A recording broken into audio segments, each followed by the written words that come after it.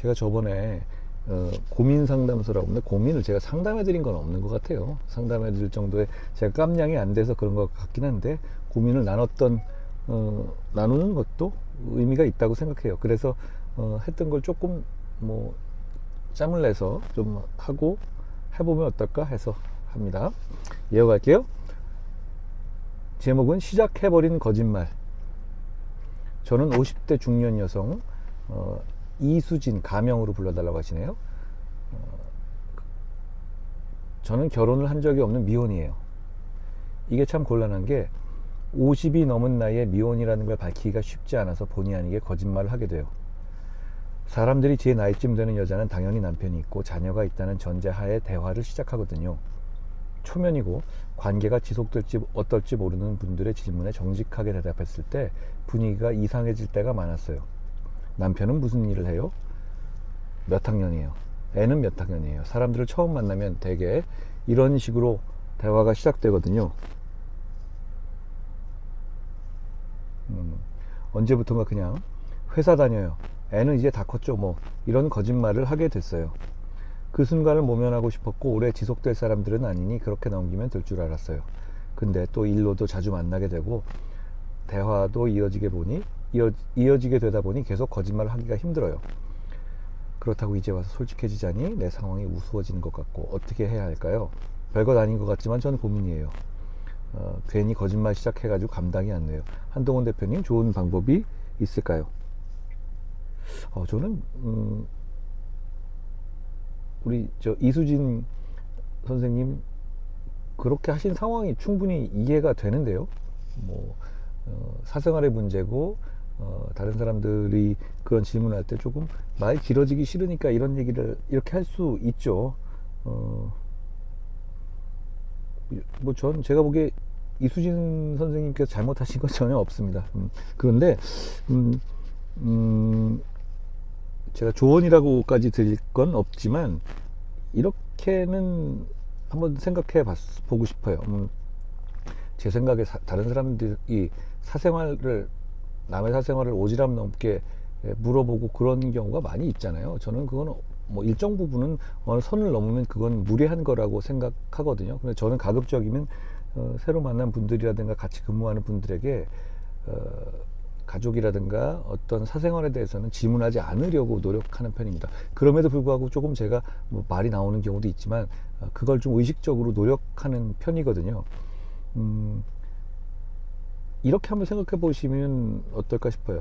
그렇게 묻는 사람들이 실제로 정말 다른 사람에게 사생활에 정말 관심이 있어서 정말 관심이 많아서 묻는 경우보다 그렇지 않은 경우가 훨씬 많은 것 같습니다. 다른 사람들한테 인간이 타인에게 그렇게까지 관심이 많은 것 같지는 않아요. 제가 지금까지 살아보니 그냥 좀 사생활 얘기가 나오면 조금 덜하고 예 그렇죠 하고 넘어가지는 정도로 좀 피하시면 어떨까 하는 생각을 갑자기 해봤어요. 특히 이제 일부러 막 그렇게 스트레스를 받으실 정도의 상황이라면 더더욱 그럴 것 같습니다. 좀 그 부분의 얘기를 덜 하면서 그냥 그러려니 하시면 될 것 같아요. 제가 보기에 다만 이수진 선생님께서 잘못하시는 건 전혀 없습니다. 충분히 저는 이해가 가는데요.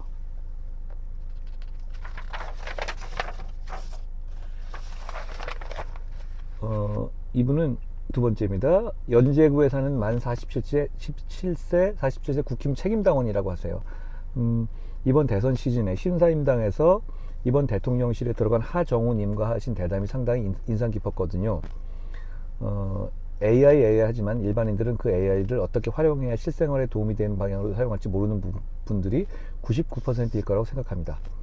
저도 제가 하는 업무에서 AI를 잘 이용해서 조금이라도 업무 효율을 높여보려고 하는데요. 혹시 대표님이 어떤 용도로 사용하시는지 말씀해 주시면 동료 시민들께 큰 도움이 되지 않을까 합니다. 예, 좋은 질문 해주셨습니다. 부산에 계시는 저랑 그래도 몇 살 차이 안 나는 그런 그 동년배이시네요. AI에 대해서는 저는 제가 선거 과정에서도 얘기했지만 정말 중요합니다.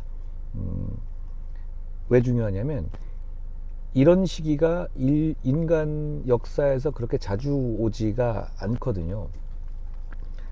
인간이 한 20만 년 정도의 호모세피엔스가 나왔잖아요. 그런데 그 이후 상당히 오랜 기간 동안 20만 년 가까이 거의 되는 동안에는 삶이 좀 비슷했어요. 왜냐하면 여러 가지 바뀌긴 했지만 어떤 물건을 변화시키고 하는 힘이 결국은 가축이나 인간의 힘으로 이루어졌잖아요. 그런데 1760년 정도를 이제 기점으로 보는데 1760년 정도의 산업혁명이 일어나고, 그러니까 인간의 체력을 어떤 기계나 기계적인 장치로 대체할 수 있는 상황이 된 거예요. 그러니까 체력을 극복하게 됐죠, 산업혁명으로. 그게 한 번 굉장히 큰 차이를 갖고 온 것이라면요, 또 한 번은 우리가 지금 맞고 있는 이 상황이에요. AI는 결국 인간의 지력을 극복하게 될 겁니다. 그러니까 굉장한 그 격변기에 있는 거죠. 인류의 어떤 인류사적인 격변기거든요. 20만 년 동안 총 한 900억 명 정도 되는 사람이 태어나고 죽었다고 합니다. 생각보다 그렇게 많지는 않아 보이죠. 그런데 그 900억 명 중에서 이런 인류사적인 몇 가지 손에 꼽히는 격변기를 겪는 인류의 숫자가 그렇게 많지는 않았을 거예요. 그렇다면 우리는 지금 후손들을 생각하면 정말로 중요한 시점에 있다라는 책임감을 좀 느껴야 될 필요가 있어요. 그러니까 우리는 지난 산업혁명에서, 특히 우리나라, 우리 이 한반도는 산업혁명에 제대로 대응하지 못해서 결국 뒤처졌고 나라까지 뺏겼습니다.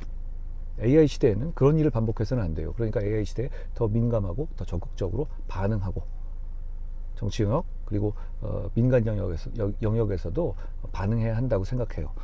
그런 면에서 좋은 고민을 해주셨는데요. AGI 시대가 몇 년 내에 도래한다고 하거든요. Artificial General Intelligence라고. 무슨 얘기냐면 어떤 한 분야가 아니라 전체 그냥 인간의 일반적인 영역을 대체하는 그런 AI를 말하는 건데요.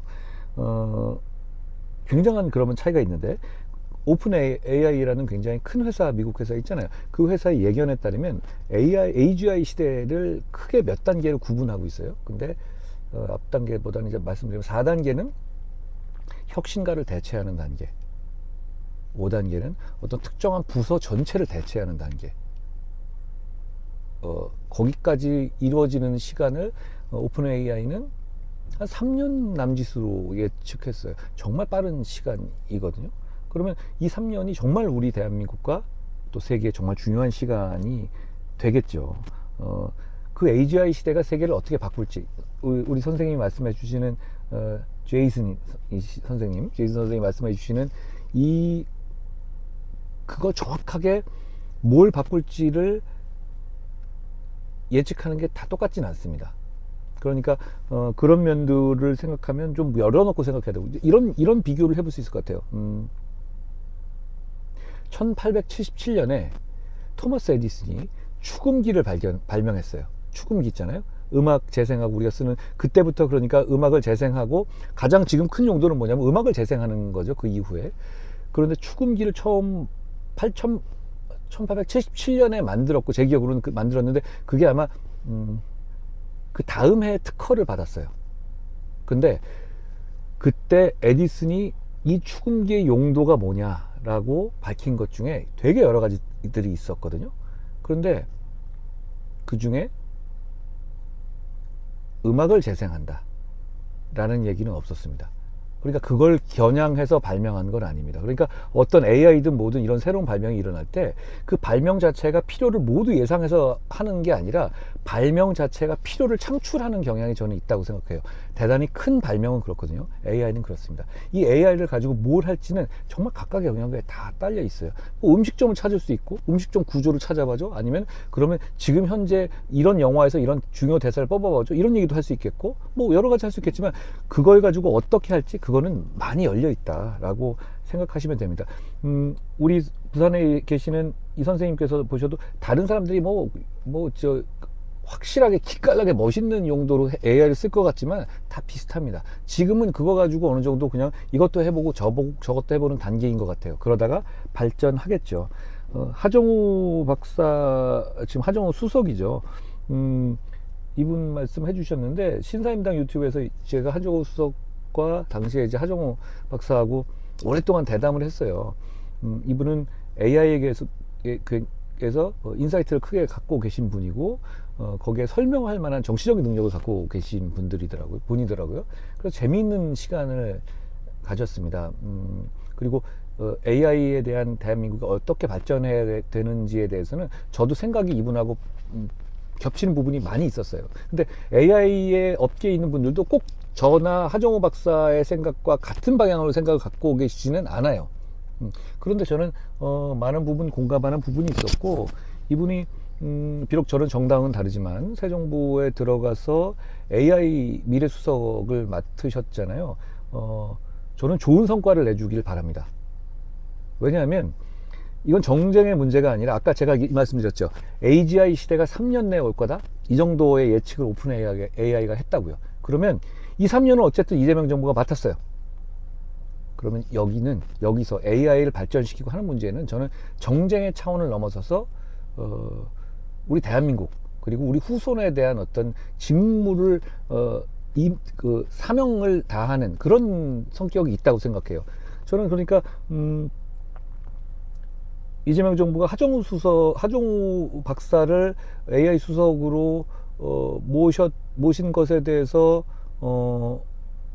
저는 상당히 이거는 잘했는데 이렇게 생각했어요. 만약에 제가 정권을 잡아서 저는 그런 일을 맡겼을 것 같아요, 이분에게. 그러니까 저는 이거는 정파를 넘어서 하정우 수석을 비롯해서 이재명 정부가 AI 시대 이 중요한 시기를 맡았으니 제대로 대응해 주기를 바랍니다.